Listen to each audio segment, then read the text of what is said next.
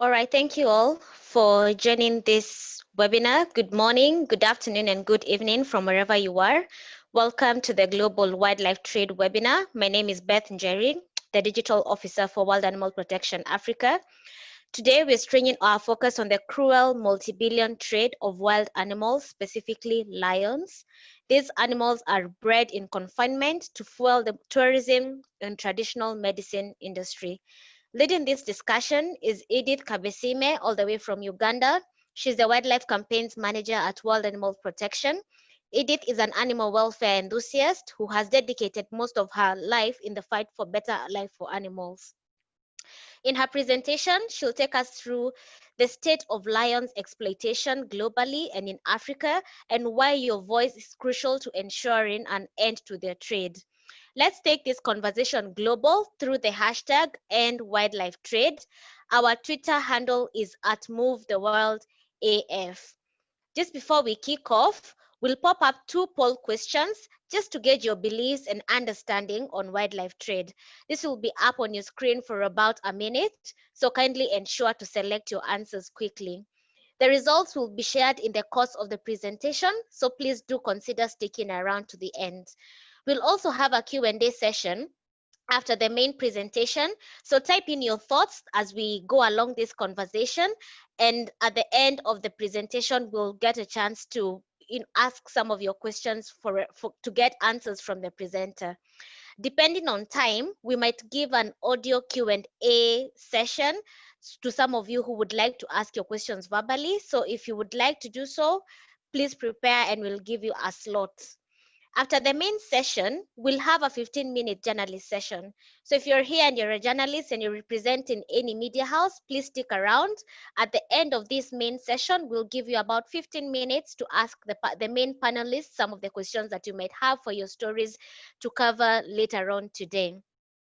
To ensure that you have a great visual experience throughout this webinar, please drag the split line on your screen to balance the presentation and the main panelist. It is our hope that you will find this webinar educative, and we hope you'll ask as many questions as possible so that we might all benefit from this conversation, and hopefully you will be driven to sign our ongoing petition.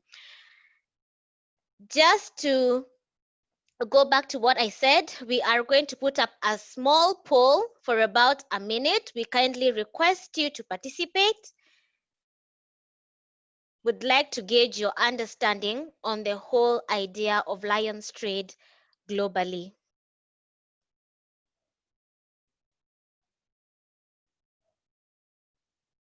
The first question, how many lions are kept in captivity in South Africa? How many lions do you think are kept in captivity in South Africa? And you have a single answer choice. And for the second question, what's the average number of lions in the African wild? Just how many lions do you think are there in the African wild currently? Very interesting answers. Remember, these answers will be revealed in the course of the presentation that will be led by Edith.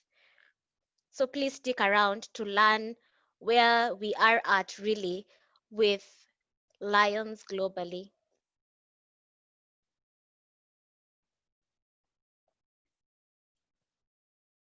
We are just almost through with the poll.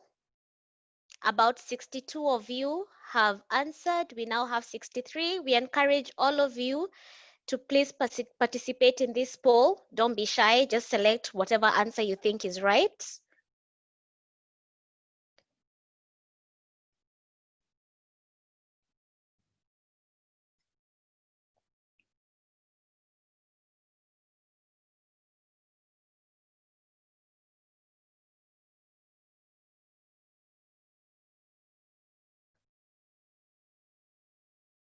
I can see our main presenter is ready, Edith. Just as when we're done with this poll, she'll go on to take us through the main presentation, and our polling session is now over. Over to you, Edith, to take us through the main presentation. Thank you.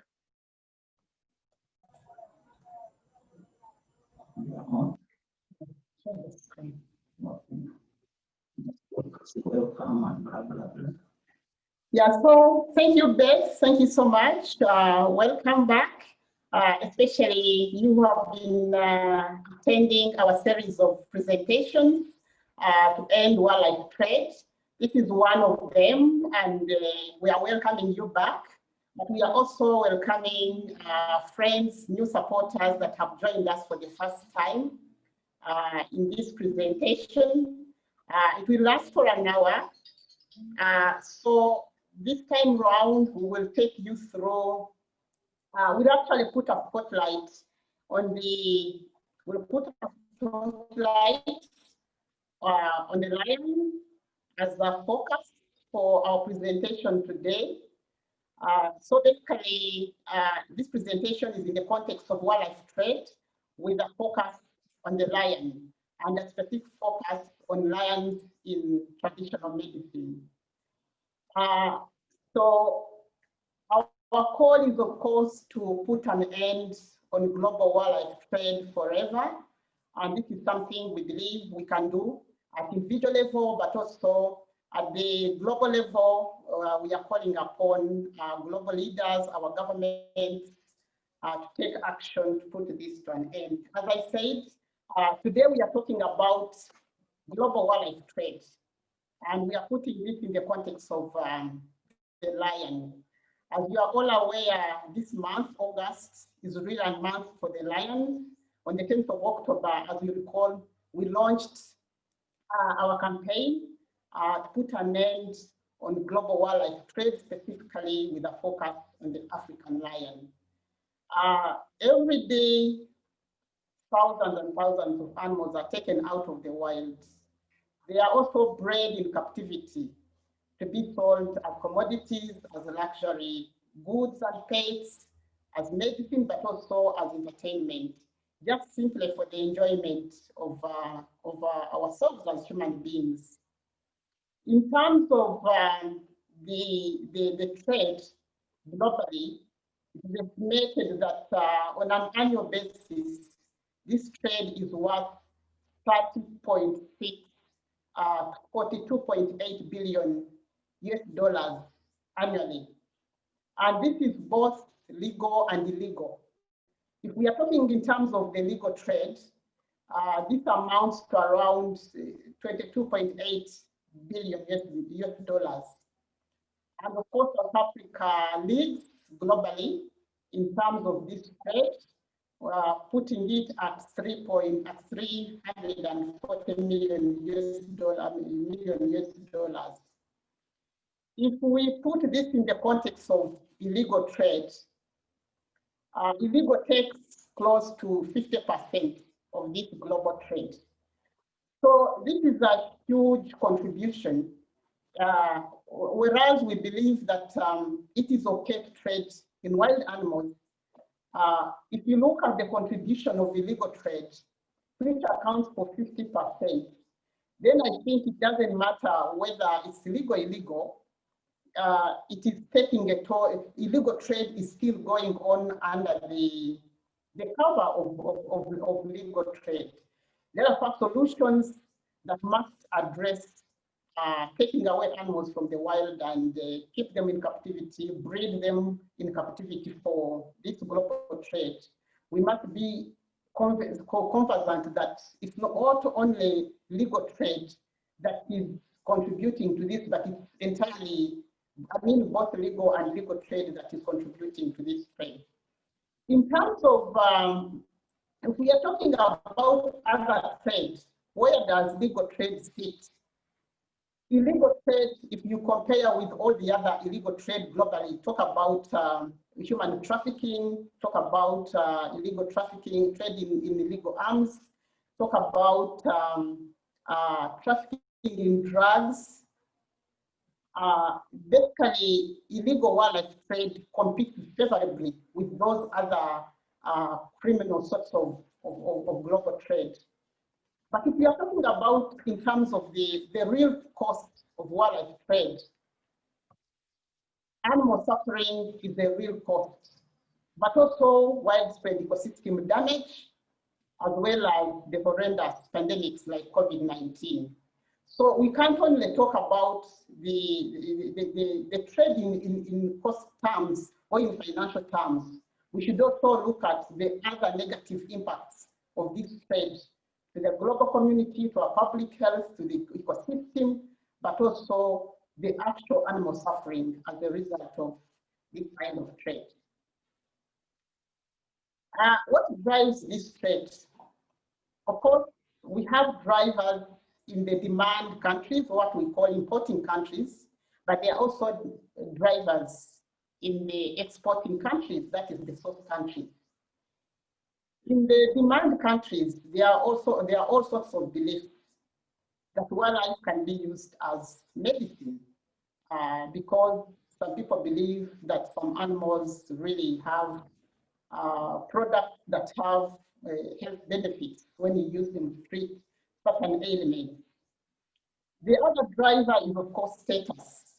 As people's incomes grow, then people must go with the trends. People must associate with the use of certain animals for treat certain ailments. But also online marketing or social media is also one of the drivers that is driving global wildlife trade and is leading to animal extinctions. Trophy hunting is yet another, because some animals are bred or they're hunted in the wild, and all this in the name of trade.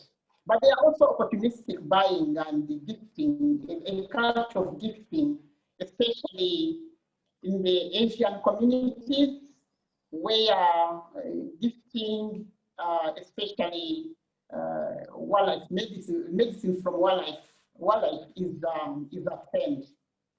In the fourth countries, of course, there are also issues to do with criminal cartels, which derive money from wildlife to finance other illegal activities. As I said, trafficking in arms, trafficking in people, trafficking, money laundering, all of these are linked to wildlife trade. At the community level, especially in Africa, we know communities live of hunting, poaching, to support rural livelihoods. Again, this is another driver of wildlife trade. Unstable governments, especially again on the African continent, corruption and lack of opportunities for communities drives wildlife trade. But of course, this also goes alongside with challenges to do with government capacities, because in many African governments, you find there isn't enough capacity to enforce the law. As a result, there is rampant poaching, supply wildlife and wildlife products to the international market. Last year, World Animal Protection took a study to look into the most traded wild animals from the African continent. We looked at an array of different species, looking at scientific data, looking at what is most reported in the media, and we came up with, and of course we also looked at records from Seychelles, recorded from different sources. It came out that 3 species from the African continent are outstanding in terms of being traded for traditional medicine. And top on the list, of course, is the pangolin. The pangolin is believed to be the most trafficked mammal, especially from Africa, and of course in the Asian countries. Only just for the shells to be used as medicine. The other animal was the rhino, which also popped up as the animal that is most traded for traditional medicine. And then, of course, in the last couple of years, say a decade ago, the lion has also now emerged as one of the species that is heavily traded, both legally but also illegally for the traditional medicine. And of course, the main importing countries for these animals are the Asian countries, with China, Vietnam, and Laos as the main importers. In this presentation today, we will put, as I said, August is the month of the lion. We will put a spotlight on the African lion, and of course, to an extent, the other big cats.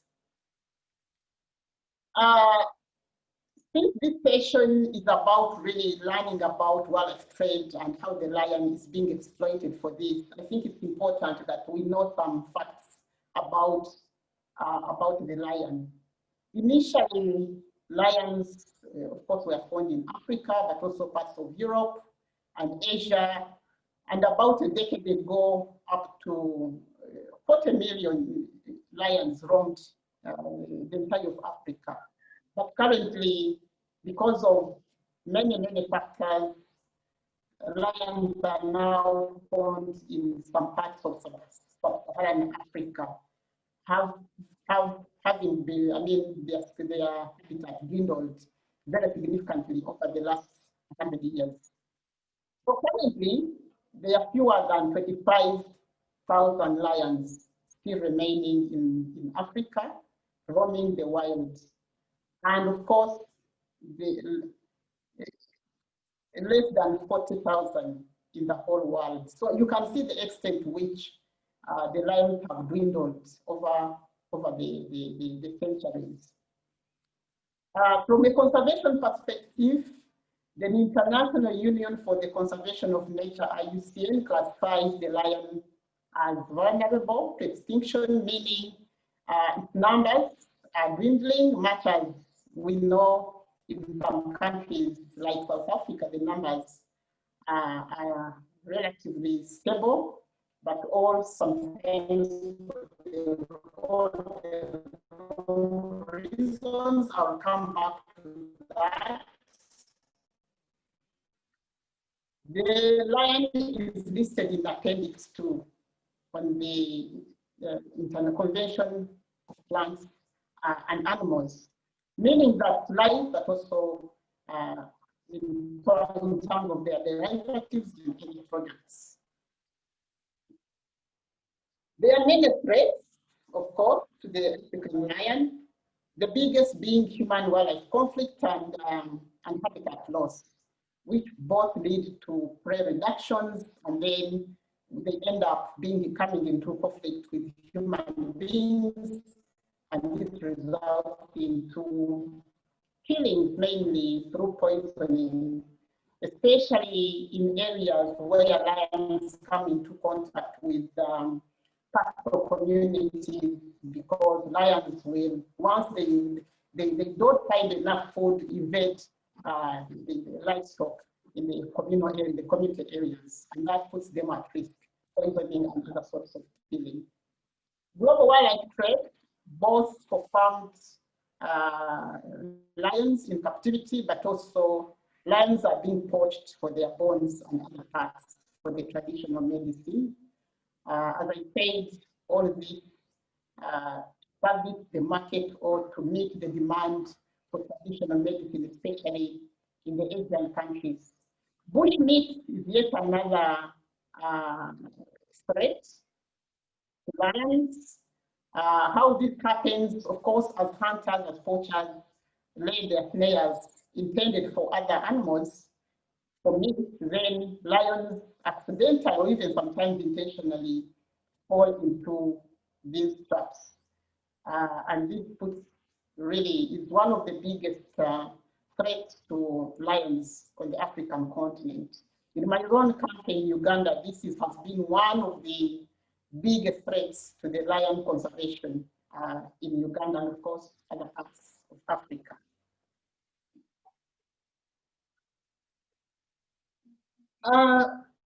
In terms of trends in global lion trade or big cats bone trade and regulation, big cats include, of course, the lion, the tigers, the leopards, the cheetahs. All those are big cats. So in China in 1993, the tiger bone was banned to be used as traditional medicine, but also for other things like jewelry and the rest. But unfortunately, the breeding was not stopped.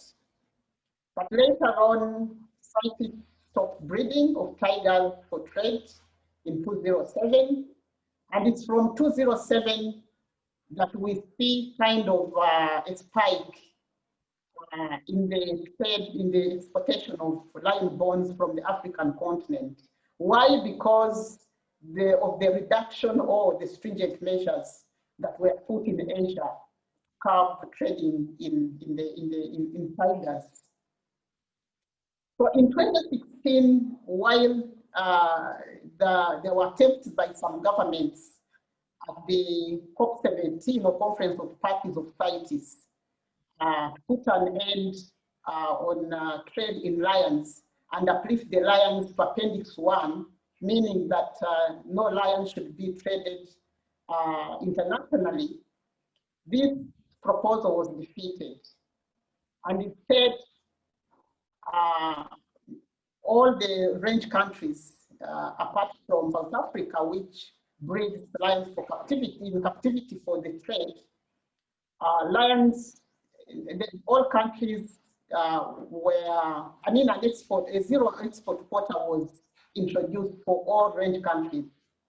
But of course, for South Africa, it received an exception. Therefore, South Africa was exempted, and for that matter, it could continue to export lion bones from captive bred lions. In 2018, the lion export quota from South Africa stood, I think, at 800. But then it was increased to 1,500 for 2019, and then later, after a lot of outcry from the international community, and of course from stakeholders within South Africa, the government announced that the quota would go back to 800 lions. I mean, bones, skeletons. But later on, in 2019, NSPCA, which is the agency charged with the animal welfare in South Africa, challenged the South African export quota on the grounds that it was set in ways that were unconstitutional and it did not take care of animal welfare issues. Therefore, the High Court nullified even the 800 quota for 2019. So currently, there is no official export quota set for South Africa, meaning that it is currently illegal to export lion bones and lion skeletons out of South Africa to the rest of the world. But of course, following this, the government of the Republic of South Africa set up a high-level panel that is currently reviewing, of course, the lion breeding alongside elephant breeding, rhino breeding, as well as leopard breeding for international trade. We are waiting to see what comes out of this review, but our hope is that the government of South Africa will not set a new bone quota going forward, because this is the only way that captive breeding of lions for bones for traditional medicine can put to an end. Yeah, so I was talking about the chronology of the trends in global wildlife trade, specifically looking at how it has been for the lions, the ban in China, and then the things that are the events that have taken place at CITES level, the attempts to move the lions to Appendix 1, and then of course the failure for that proposal to go through, but then South Africa being able to secure an exemption to continue to export lion bones based on an annual quota from 2016, 2017, So as we speak, South Africa is one of the biggest exporters of lion bones from captive breeding facilities. In fact, it's estimated that between 8,000 and 12,000 African lions languishing in breeding farms in captivity in South Africa, all destined to be slaughtered for the traditional Asian medicine. In fact, between 2007 and 2016, South Africa was the main export of the lion products, specifically, mainly the skeletons from those farms. And all this, much as we know that South Africa has the biggest number of lions in Africa, all these lions are really not kept for the good reasons. As you've seen, between 8,000 and 12,000 are in captivity just to supply the Asian market. What are we concerned about lions being kept in captivity for traditional medicine? Of course, the biggest concern are the welfare concerns. First of all, these lions are speed bred to make sure that they can give as many cubs as possible, and mothers can go back to breeding as quickly as they can. So therefore, cubs are taken away from the mothers when they are too young, they are bottle fed, and usually facility owners depend on paying international volunteers to look after these cubs under the guise that these cubs will one day be released back to the wild to contribute to conservation, which is actually a lie. Some of these lion cubs are also taken for entertainment, where they are being painted by tourists, and all this puts a lot of stress on these cubs. When they grow a little more, they are then taken to some of the wildlife parks where tourists can actually walk with them. I believe some of you have either had that experience, or they have been in facilities where walking with the lions is one of those experiences offered to tourists. Some of these lions also end up in kind of hunting, where they are taken to private parks and they're shot, where their heads will be taken as trophies. All this in the name of really making money out of them. In terms of their welfare as well, these lions live in very dirty conditions, and as a result, of course, there will be disease. They will have limited water, limited space, and certainly this massive slaughter of lions is not what lions are meant for. From the African perspective, lions are majestic animals. They are an icon species for Africa. But when we start slaughtering them in massive numbers, like what takes place in many of these lion facilities in South Africa, then I think that is reducing this elegant and awesome iconic species of Africa to a mere commodity. In terms of also welfare, if we are talking about animal freedoms, then these lions are denied access to food, they are denied access to enough water, and they live in fear with constant distress. Of course, they experience injury. In fact, if you have been to some of those facilities, these animals spend a lot of time pacing around. Some of them have wounds on their feet. Some have claws that have come out, and as a result, all this exposes them to disease and injury. And because these animals are living in conditions which are not natural, they are denied the opportunity to express their natural behaviors, because we know lions are social animals. When they're in the wild, they live in families, they live in prides, where they choose their mates at will, where they mingle with other animals, where they can actually hunt they hunt their food. But when they live in these facilities, they are usually served even rotten food in some of the facilities. As I said, cubs get stolen from their mothers just in a few days from when they are born, just for profit. And all this puts a lot of stress, not only on the babies, but also the mothers whose babies have been taken away from them. Again, all this suffering is not for nothing else, but it's just profit, and it is to service this global wildlife trade. So when we end this, of course, many animals will be relieved of the suffering. The other concern, which is actually again the biggest and which really touches us as human beings, are the zoonotic diseases and how these relate to public health. As you're aware, more than 70% of emerging zoonotic infections are coming now from wildlife. And a long list of infections passed from humans have been passed from animals to humans. And these include, of course, the SARS, the MERS, the Ebola that has devastated many parts of Africa, especially the Central African countries, but also West Africa a couple of years ago when Ebola devastated countries like Sierra Leone and others.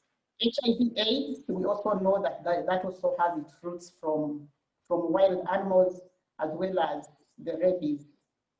So therefore, if we are talking about lions and keeping lions in captivity, lions can actually carry an array of pathogens, including bacteria, viruses, fungi, and all sorts of other pathogens that can cause severe disease, not only to the animals, but also to the human beings.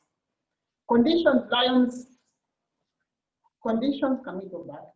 Conditions for lions on farms such as overcrowding in enclosures, poor hygiene, and the stressing conditions in captivity, all these worsen the risk of contracting infectious diseases. Because when animals are kept in captivity and in stressful conditions, certainly their immunity goes down, and all this facilitates outbreak of diseases and pathogens, and this can actually cross from the animals and infect even the people who work, especially the workers who work in these farms.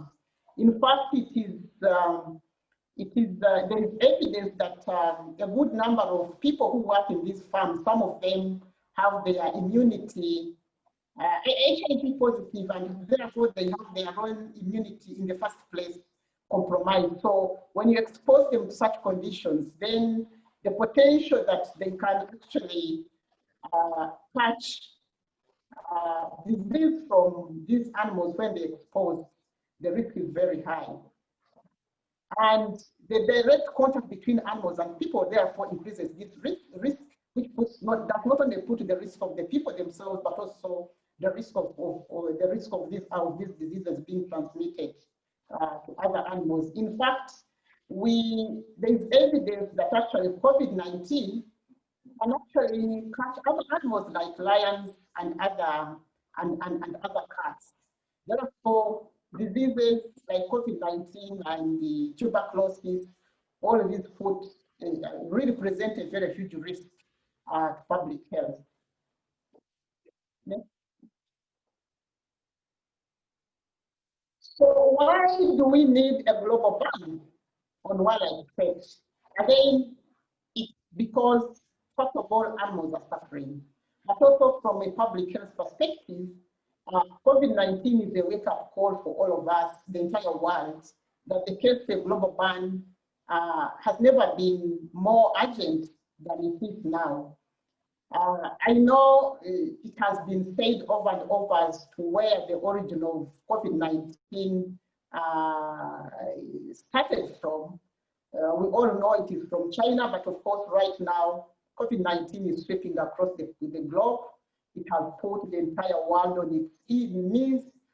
And much of the exact animal where this came from is uncertain, but what we are talking about is that it came from wild animals, whereby people were mingling with wildlife, dead wildlife, selling wildlife as meat, and in very, very unhygienic conditions. Therefore, we can no longer really sit and wait, and we cannot emphasize enough as to why a global ban on wildlife trade is needed now than ever before. People are losing lives, people have lost their loved ones, people have lost jobs, people have lost income. In fact, it is estimated by the time we get out of COVID, the economic toll will be so huge, and it's in trillions of dollars, everything put together. And by the time we come back, I think we can't even be able to quantify the toll it will have put on us in terms of our mental health, because people in isolation, people cannot move, people have been restricted. I mean, the whole world is suffering just because of the way we have chosen to interact with the wild animals. So I think, again, COVID is a wake-up call that animals should not be shipped around the world as trade and just be treated as mere commodities, where their welfare is simply ignored. And you know, when you speak to people, they'll tell you that it's only illegal trade that is a problem.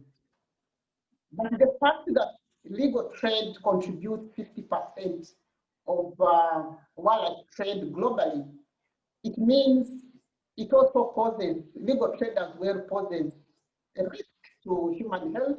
It also poses a great risk to animal suffering. Therefore, whether the trade is legal or illegal, this business is inherently cruel and potentially puts our health at risk. I think we are at a point where we need to come together as a global community, because first of all, wildlife trade is a global problem. It is global in nature. The problems that have resulted from it are global in nature. Therefore, as a global community, we need to come together to address this problem. We can no longer afford to leave everything to chance. A global wildlife trade is the only way we can end animal cruelty, but it's also the way that we can prevent future pandemics. It's the way we will protect our own health. When we come back from COVID-19, we have to come back differently. And as individuals, we have a role we can play to make better choices for animals, our environment, but also our health as individuals. Because when we fail to make that link between the way we use wild animals, how it impacts on animal health, and how it impacts on our own health as human beings, and how it impacts on our environment in a way of impacting on biodiversity, then I think we will continue to really do a disservice to ourselves. To prevent future pandemics, we must do it in a way that we take preventive measures. And it's only when we recognize where the problem started in the first instance that we'll be able to appreciate this problem, we'll be able to appreciate this as an issue, and we'll be able to appreciate that a total ban on global wildlife trade is urgent, and it needs all of us. It needs us to take action. It needs us to continue to view animals really not as objects, but as sentient beings that we are created, that share this planet with us, that are part and parcel of the ecosystem that provides us with goods and services. Therefore, as I end, I really want to make this call. All of you who have been able to join this webinar, Those that have not been able to join, we hope that you will share with them this gospel, this message. Please join us to call upon the global leaders, specifically the G20, who are meeting in November this year in Saudi Arabia, among other things, put an end on the global trade of wild animals. And as I said, today we are putting a spotlight on the African lion. Africa can no longer pride in itself as a cradle of wildlife, because trends show that we have lost a significant proportion of our original habitats for these animals. We have lost the animals themselves, and we cannot simply continue business as usual. So please sign our petition and of course share our hashtag to end wildlife trade forever. I'm sure Beth will be recapping a bit, and we'll be sharing with you the details of how you can participate for this campaign to end wildlife trade and end it forever. Thank you so much. Thank you, Edith, for that amazing presentation, giving an insight on the reality for lions really globally, and most importantly in Africa. And in regards to the petition that you just mentioned, I'd like to share my screen with you all to see how you can participate.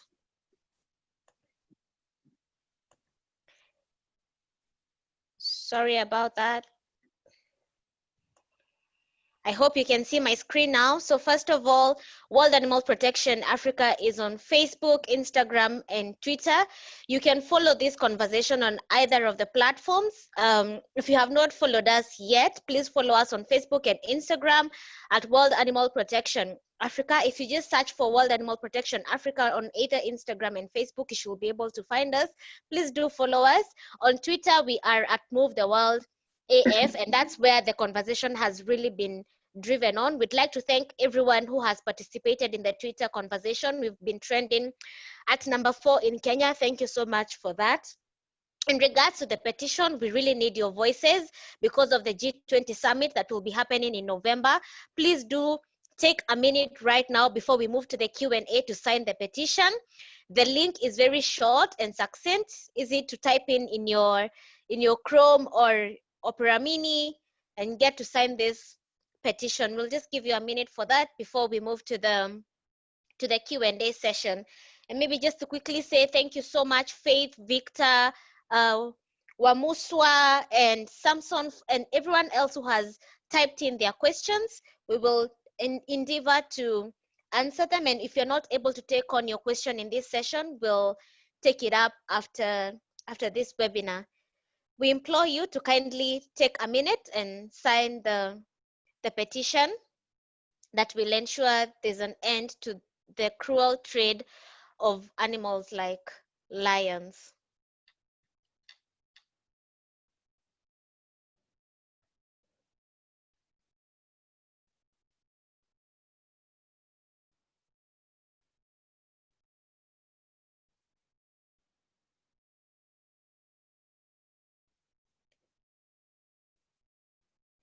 All right, it's my hope that you've had a chance to sign the petition.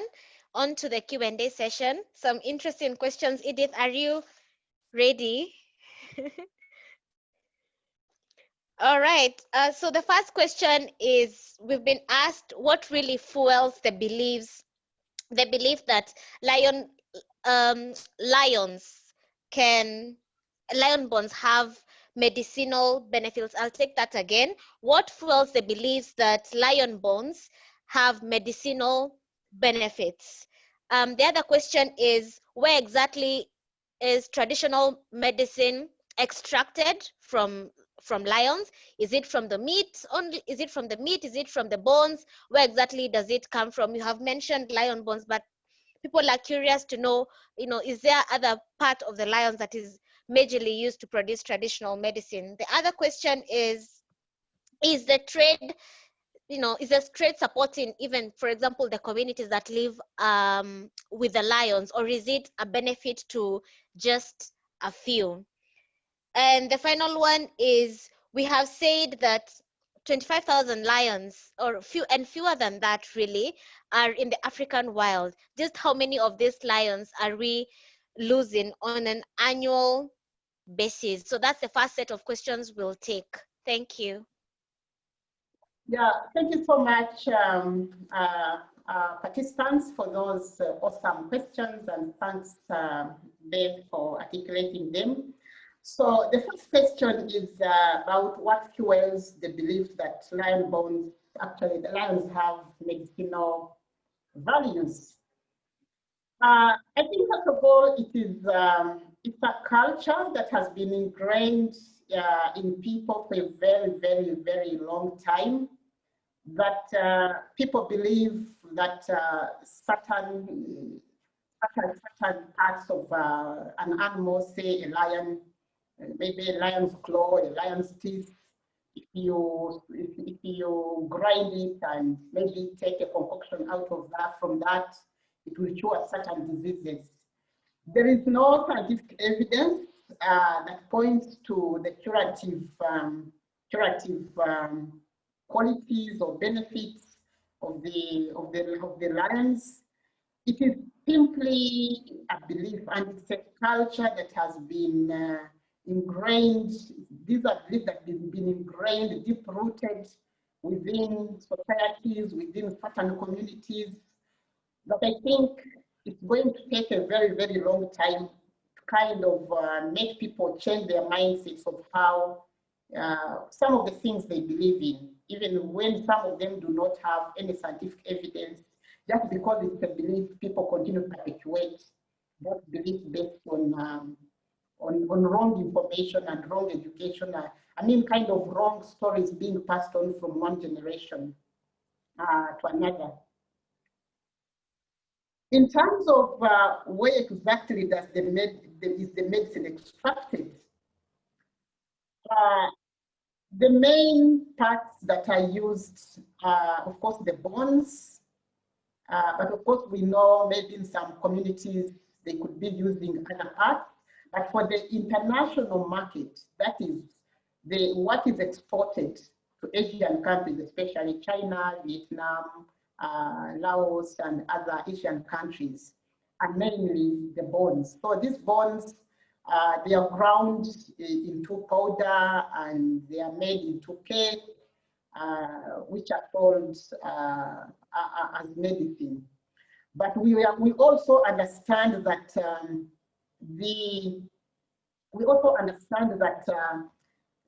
the bones are also mixed with wine. They are mixed with wine. Basically, they make wine and then they lace it with ground lion bone, so that when you drink it, you feel like you're lying. Whether that does, whether it produces that effect, that is it's another story altogether. It is also believed that I don't know how to call it, some kind of jelly is also extracted from the lion bones and other parts, and then it is also used as medicine. There are so many ways, I believe, how this medicine, but exactly how that is done is something that is better understood by the practitioners. Other parts that are used, as I mentioned, the claws. The claws, sometimes people wear them as jewelry, and they believe when you wear the claws, then you feel like you're a lion. Others are the teeth, which are also used as jewelry. And also people believe that if you wear the teeth, then you'll be as tough as a lion. But indeed, all these are beliefs which do not have any scientific backing. As to whether the trade supports local communities, of course, in some of the rural Africa where poaching takes place, uh, we know how trade happens. You always find that the last man who engages in poaching ultimately is paid peanuts, and the biggest chunk of the benefits or the money goes to of course, the high-scale international traders or the middlemen who reap big from the trade. If we come back to South Africa, where lions are bred in captivity, where big-time private landowners keep these animals on private properties, ultimately, the biggest benefits go to these landowners, and what goes to what we would call communities are the workers who work in these facilities. Many of them are poorly paid. They don't have contracts. They don't have insurance, because this is a very unsafe environment to work in, where first of all you're exposed to diseases, but you are also exposed to the dangers that actually the lions could attack you and kill you. So these workers work under very, very poor conditions, very low wages, poorly paid, no insurance, and really no protection from potential diseases. So as to whether the trade benefits communities, my answer is a no. Your last question is about, I think it was some sort of a comment that 25,000, we are talking of less than 25,000 lions remaining in the wild in Africa. And the question is, how many are we losing? If we pick on a specific, while it's not clear how many we could be losing on an annual basis, some studies in some parts of Africa indicate that as many as between 10 to 25% of the lions get lost on an annual basis. If I speak for my country where I live, where I come from, Uganda, about maybe 10 years ago, we were talking of 600 lions remaining in the wild. As we speak today, we are talking of less than 400 lions remaining. So meaning in the last, say, decade, we have lost over 100 lions. In fact, in some of the main national parks, like Queen Elizabeth National Parks, which used to which was flourishing in terms of lion numbers, we are now talking of less than 100. In fact, precisely 96 lions remaining in the Maite Queen Elizabeth National Park. In the Marshall National Park, again in Uganda, which was flourishing with lions, about 10 years ago, we were talking of around 400 lions, but currently we are talking of around 160 lions remaining in the wild. And all these have been poached or snared accidentally by hunters, but also we cannot rule out the fact that these lions are being poached and they are being fed into the illegal lion-born market. I hope I've been able to address some of these questions. Beth, do we still have questions on our radar? Yes, we are going to take the final set of questions, after which we'll close this main session and move onwards to the 15-minute journalist session. So the other question is that, the fight against the illegal and legal wildlife trade has been ongoing for a while now, but in terms of progress, there's little to tell. So the question is it that powerful people are involved in this trade, hence why we are not seeing a reduction in this, yet the numbers are clear on how this is dwindling wildlife numbers?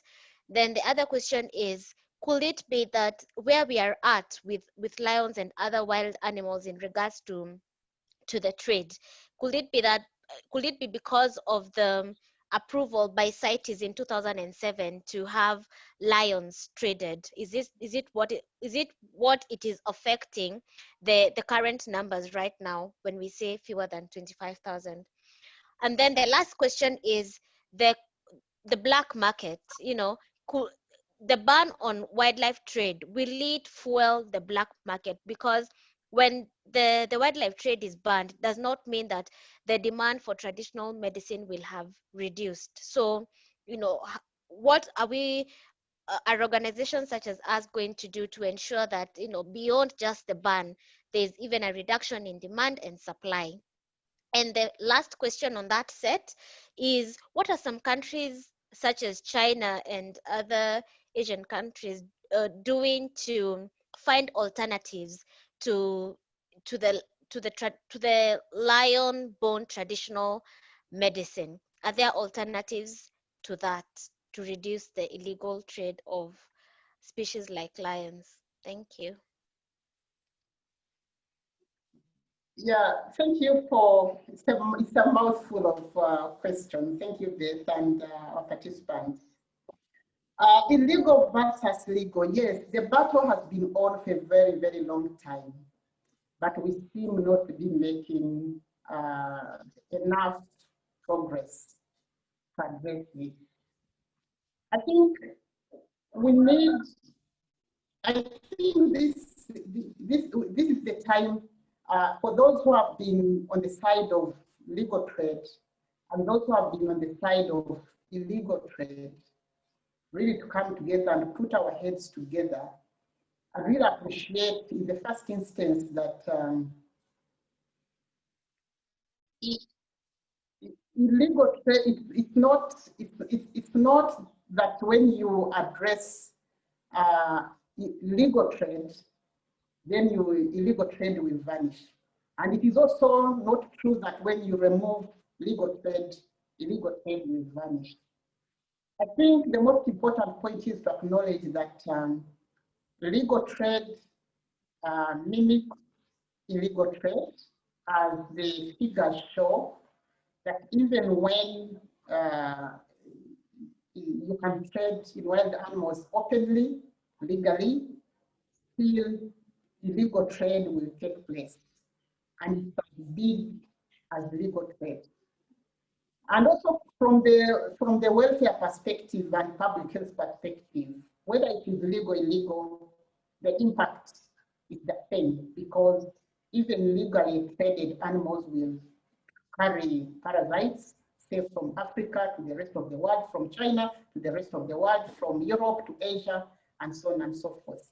So yes, they are powerful, of course, stakeholders and forces behind this, and why we are not making enough progress, because their proponents, there's a huge lobby behind legal trade. If we are talking about over between 300 and 400 captive lion breeding farms in South Africa, that's a huge number of wealthy farmers who will certainly will not sit while we are talking about ending wildlife trade. So there are big forces behind this, and the biggest lobby is, of course, those that harvest a lot of money out of this industry. In the case of lions, it is the captive breeding, the lion breeders and the lion traders. If we are talking about trophy hunting, of course, there is a huge lobby, trophy hunting lobby that will always find itself at the CITES, Conference of Parties, lobbying to ensure that stringent measures are not put in place to curtail wildlife trade. So indeed, it's a huge battle, but it's something that we believe it can be won once we come together as a global community to appreciate the impact this trade, whether legal or illegal, is having, not only on the welfare of the animals, but also on the welfare of ourselves as human beings and the environment as a whole. There is, of course, the the group of people that believe animals are there to be used by humans, those who believe in sustainable use of wild animals. That is again a very huge lobby with a lot of support by many governments. We know many governments across Africa believe in the use of wild animals. And they saying like if animals cannot be used, then they have no reason to be conserved. So in short, animals must pay for their survival, which as World Animal Protection, we believe it's a very wrong premise. Scientists fueled wildlife trade by scientists allowing lion bones to be traded has this in a way increased the trade and the business. We have seen a big spike, very sharp spike in the number of skeletons and other lion parts being traded legally. If you look at the scientific records on the database, you will realize that there has been between 2007 and now there's been a big spike in the volumes of animal parts, especially lions, being traded. We attribute that to the fact that yes, scientists have continued to allow trade in lion parts, especially from captive bred lions from South Africa. There have also been, of course, information and suspicion that in fact, lions are being stolen from other range countries to feed the lion bone, meaning that lions from wild lions are being mixed up with bones of lions that are bred in captivity inside South Africa. There have been suspicion that calves are stolen from other countries, Mozambique and others, and end up feeding the lion industry inside South Africa. So yes, when there is a market, where there is a demand, where there is a market, certainly the volumes and the amount of lions traded will continue to increase. As to whether putting an end on the legal trade will end trade via the black market, of course, that is, it's not really a silver bullet. What needs to be done is to ensure that other mechanisms like effective law enforcement have to be in place. Effective monitoring has to be in place to ensure that even when we put a ban on wildlife trade, we have to continue to ensure that enforcement is effectively done to deal with the black market, because we know usually when, in some instances, when legal trade is put on, is banned, then people will try to go undercover. But from experience, we know when there was a reduction or a ban on ivory trade, we saw also a dip in ivory trafficking. We saw a dip in poaching of elephants. So meaning that a complete ban in a way can contribute to reduction in trafficking. We have also seen similar trends with the rhino horn. When there was a ban was put on rhino horn trading, we saw a corresponding dip in the trafficking of rhino horn, because the demand on the other side was kind of curtailed.